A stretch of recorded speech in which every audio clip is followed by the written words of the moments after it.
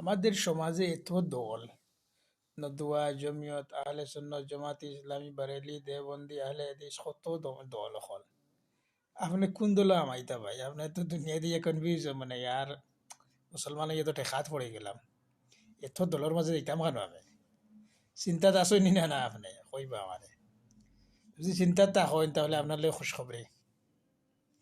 পয়লা আপনি যাইবা কেন জানেন? আহলে সুন্নাত যাইবা, বাদে যাইবা কেন নদুয়াত, এরপরে কেন যাইবা জমিয়ত যাইবা, এরপরে কেন যাইবা জানেননি? এরপরে আপনি যাইবা জমিয়তর পরে জমাত ইসলামী যাইবা, এটা হইল লাস্ট স্টেপ।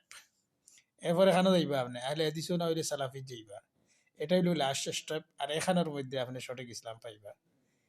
এর উপরে কোনো দল নাই। আর শিয়া এক দল আছে, এরা তো মুসলমান, আমরা ইসলামের মধ্যেও নাই। তারা শিয়া যারা আছেন এরা হইলা গিয়া ই দলের মধ্যে নাই, ঠিক আছে নি? কিন্তু আপনি যদি সঠিক ইসলাম পাইতে চাই, তাহলে আপনি সালাফ সালিহিন যেটা মানে কোরআন হাদিস যেটা যারা মানিয়ে চলে, সাহাবা একরাম সকলরে ফলো করে, নবী সাল্লাল্লাহু আলাইহি ওয়াসাল্লাম সুন্নতের উপরে আমল করে চলে, এরা হইল কি সালাফ সালিহিন। সৌদি আরব পর্যন্ত সুন্নতের উপরে কায়েম আছে।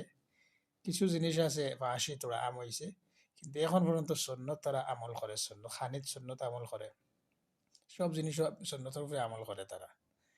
তো এখন পর্যন্ত মদিনা মক্কা আবু দাজ্জালের ফিতনা থাকিয়া বড় বড় ফিতনা থেকে বাঁচিয়ে আস। একটা হাদিসের মধ্যে আমি পাইছি যে আনেওয়ালে যে দিন আইব এটা এত কি ভয়ঙ্কর হইব, আপনি হক পথর দিকে চলতে হইলে আপনার বহুত কষ্ট হইব। সঠিক দিনের মধ্যে আপনি চলতে হইলে বহুত কষ্ট হইব। তো আপনি খেয়াল করবো, আপনি সাহাবাই কেরাম আর কোরআন হাদিস যদি আপনি মানিয়া আর রাসূল সাল্লাল্লাহু আলাইহি সাল্লাম সুন্নতের দিকে যদি না চলেন, তাহলে বহুত বড় ইখতলাফের মধ্যে আপনি গিয়ে পড়বা। আগে বলে দিনের মধ্যে বহুত ইখতলাফ, আরো ভাইবা সকল বছর বছর খালি ইখতলাফ পাইতে থাকবো।